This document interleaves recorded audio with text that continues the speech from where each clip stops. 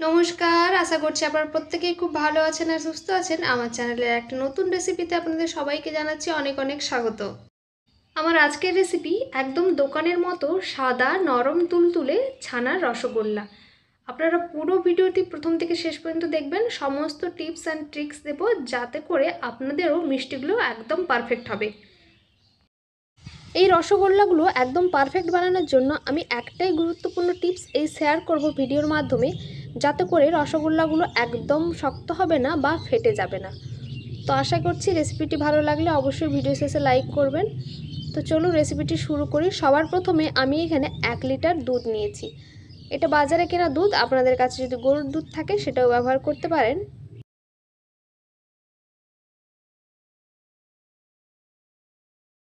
দুধটা কড়াইয়ে দেওয়ার সাথে সাথেই কিন্তু একটা হাতা দিয়ে খুব ভালো করে এটাকে নেড়ে নিতে হবে। তারপর এটাকে হাই ফ্লেমে রেখে দিয়ে 10 মিনিট ছাড়া ছাড়াই এটাকে কিন্তু নেড়ে যেতে হবে, নাহলে কিন্তু দুধটা নিচে থেকে লেগে যাওয়ার সম্ভাবনা থাকে। তো দেখুন, হাই ফ্লেমে রেখে কিছুক্ষণ ফোটানোর পর এটা কিন্তু মরে অনেকটাই কমে গেছে। তো এই পর্যায়ে আমি 2 চামচ ভিনিগারের সাথে 4 চামচ জল মিশিয়ে রেখেছিলাম, ওইটাই একটু একটু করে এখানে দিয়ে দেবো। আপনাদের কাছে যদি ভিনিগার না থাকে তাহলে আপনারা লেবুর রস দিয়েও ছানাটা কাটিয়ে নিতে পারেন খুব সুন্দর করে। এবার অল্প অল্প ভিনিগার মেশানো জলটা দিয়ে আমি ছানাটাকে খুব ভালো করে কাটিয়ে নেব। বেশ কিছুক্ষণ ধরে ভিনিগার জলটা দিয়ে নেড়ে নেওয়ার পর দেখুন ছানাটা খুব সুন্দরভাবে কাটানো হয়ে গেছে আর জলের কালারটা হালকা সবুজ কালার হয়ে গেছে। তখনই বুঝতে হবে ছানাটা একদম পারফেক্ট কাটানো হয়ে গেছে।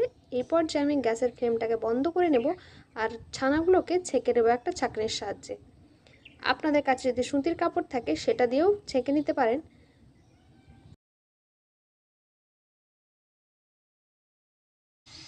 তারপর দেখুন, যেহেতু ভিনিগার দিয়ে আমি ছানাটা কাটিয়েছিলাম তাই একটু ঠান্ডা জল দিয়ে খুব ভালো করে উল্টে পাল্টে ছানাটাকে ধুয়ে নিচ্ছি। তারপর ছানাটার ওপর একটা ভারী জিনিস চাপা দিয়ে আমি 1 ঘন্টার জন্য রেখে দিয়েছিলাম। আপনারা যদি সুতির কাপড়ে বেঁধে রাখেন তাহলে খুব বেশি করে নিচে আনার দরকার নেই, ফোঁটা ফোঁটা জল পড়বে, সেই অবস্থায় ওটাকে আধ ঘন্টা মতো ঝুলিয়ে রাখলেই হবে। তারপর ছানাটাকে একটা প্লেটে খুব সুন্দর করে আমি হাতের তালুর সাহায্যে এই দেখুন এভাবে চটকে চটকে মেখে নেব। আপনারা যদি এই প্রসেসটা ঠিক করে করতে পারেন তাহলে কিন্তু রসগোল্লা বানাতে আপনি একদম দক্ষ হয়ে যাবেন। হাতে তালুর সাহায্যে বেশ কিছুক্ষণ কিন্তু মাখতে হবে, প্রায় 20 থেকে 25 মিনিট টাইম লেগেছিল আমার এটা মাখতে। বেশ কিছুক্ষণ ধরে মেখে নেওয়ার পর যখন বুঝতে পারবেন হাতটা একটু তেলতেলে ভাব হয়ে গেছে আর ছানাটা একদম নরম তুলতুলে হয়ে গেছে, তখন বুঝতে হবে মিষ্টি তৈরির জন্য ডোটা একদম রেডি। তারপর এরকম ছোট ছোট লেচি কেটে নিতে হবে। তারপর একটা ছোট্ট লেচি নিয়ে হাতের তালুতে এরকম একটু ঘষে নিতে হবে ফার্স্টে। এরকমটা করার কারণ হলো তাহলে রসগোল্লা কিন্তু কোনো অংশেই কোনো ভাঁজ বা ফাটা থাকবে না। দেখুন, দেখে নিশ্চয় বুঝতে পারছেন কোথাও কিন্তু একটু ফাটল হয়নি। আরও একটা লিচি আমি আপনাদের একইভাবে করে দেখাচ্ছি। হাতের তালুর সাহায্যে প্রথমে একটু প্রেস করে নেবেন এভাবে, তারপর হালকা হাতে এটাকে গোল করে নিলেই কিন্তু একবারে রসগোল্লাগুলো পারফেক্ট তৈরি হয়ে যাবে।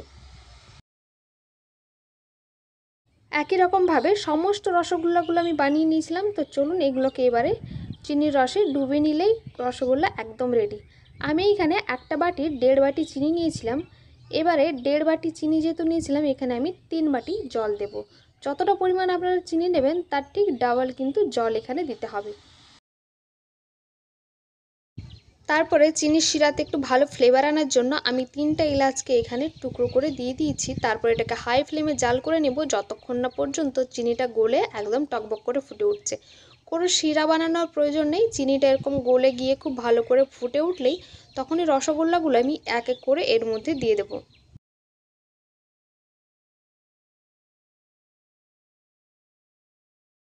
রসগোল্লাগুলো দেওয়ার পরে এটাকে তৎক্ষণাৎই ঢেকে দিতে হবে একটা ঢাকনা দিয়ে, প্রায় 5 মিনিট মতো।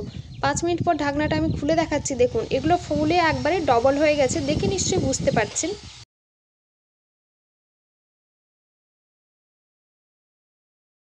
যে পরিমাণে রসগোল্লা আমি প্রথমে ছেড়েছিলাম শিরার মধ্যে তার তুলনায় কিন্তু ডবল হয়ে গেছে আর অনেকটাই স্পঞ্জি নরম তুলতুলে হয়েছে আর একদম সাদা ধবধবে, দেখে নিশ্চয়ই বুঝতে পারছেন।